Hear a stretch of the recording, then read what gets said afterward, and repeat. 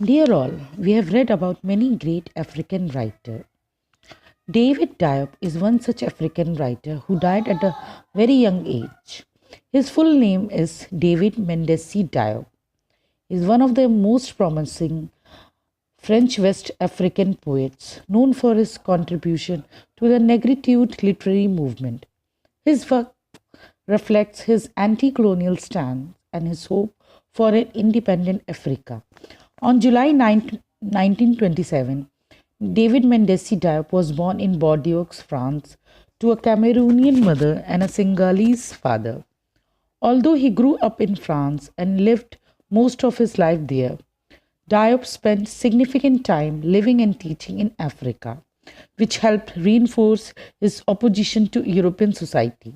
Consequently, many of his poems discusses his empathy with Africa and the movement for independence from French colonialists.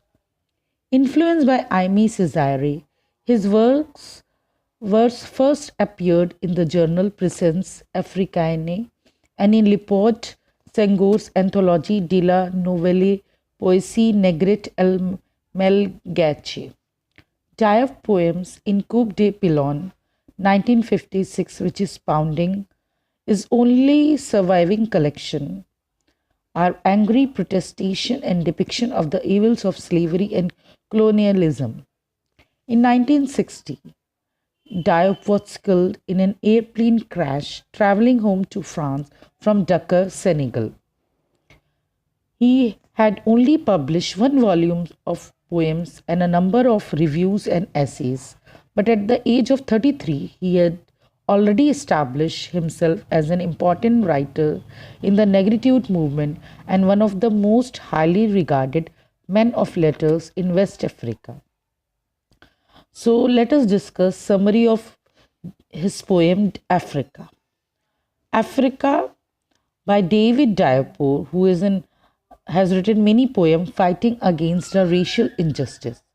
The poem Africa is about the glorious past of Africa, the nation, in comparison with the present situation of the country and its citizens, who are mere slaves under colonial rule.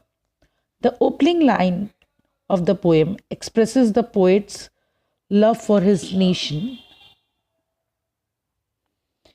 Africa. He uses a possessive pronoun to exhibit his love for Africa. The poet personally regrets for not being a part of olden Africa, wherein it had many warriors and rich savannas. The poet has heard of the glorious past, about which he comes to know through the folk song of his grandmother. He is proud with his self recognition of his ancestors' blood running in his veins. He is proud of his color and race and happily announces the color of his blood as black. The poet says that their black blood irrigated the entire ground of Africa. He vehemently transferred his pride about the country into a rage. The colonizer who enslaved the African drained all the blood which was exerted from the Africans in the form of work and sweat.